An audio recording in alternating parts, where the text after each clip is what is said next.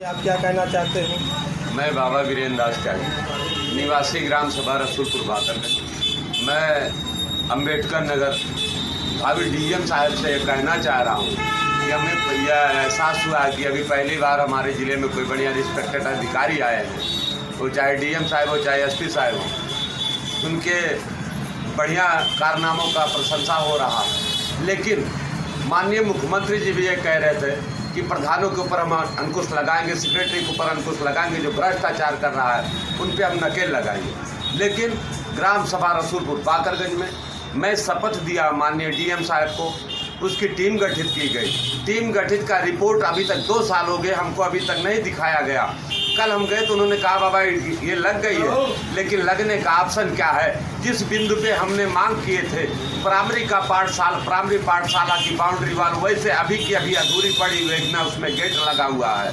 और 2-4 ऐसे जो नाला है उनके पैसे पे हो चुके हैं, लेकिन अभी तक नाला की कोई सफाई नहीं हुई है।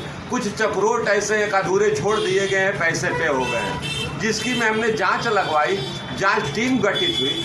लेकिन हमसे कल हम वहाँ गए थे सीडीओ साहब के यहाँ, तो सीडीओ साहब तो नहीं मिले, लेकिन वहाँ बताए बाबू की जो है बाबा डीपीआरओ के पास जाओ, उन्होंने रिपोर्ट लगाया है, जो कि टोटल गलत रिपोर्ट लगाई गई है। क्यों लगा रहे हैं, कितने रुपये नहीं मिले हैं?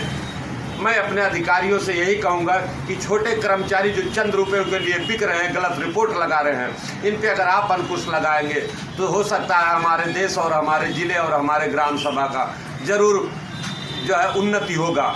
वहाँ के प्रधान और सेक्रेटरी जो है क्या क्या भ्रष्टाचार हुआ है, आप कुछ बताएंगे?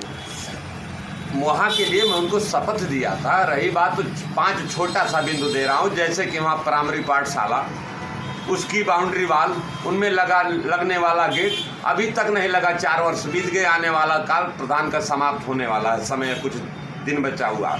वहाँ कूड़ेदान बना, टोटल फर्जी ढंग से बनाएगी, जिसमें जेई ने हमें रिपोर्ट लगाया बाबा ये अधोमानक सामान लगाया गया, लेकिन उसकी हमारे पास काफ़ी फिर भी कोई अमल नहीं कर रहे हैं और गलत रिपोर्ट लगाया जा रहा है। मैं सीडीओ साहब के आज फिर जा रहा हूँ, अगर इन पर कार्रवाई नहीं की जाएगी तो माननीय मुख्यमंत्री तक का जो है इनका एप्लीकेशन दिया जाएगा, उनसे भी ये मांग की जाएगी कैसे भ्रष्टाचार युक्त लोगों के खिलाफ कड़ी से कड़ी कार्रवाई करने की कृपा किया जाए। जय श्री राम।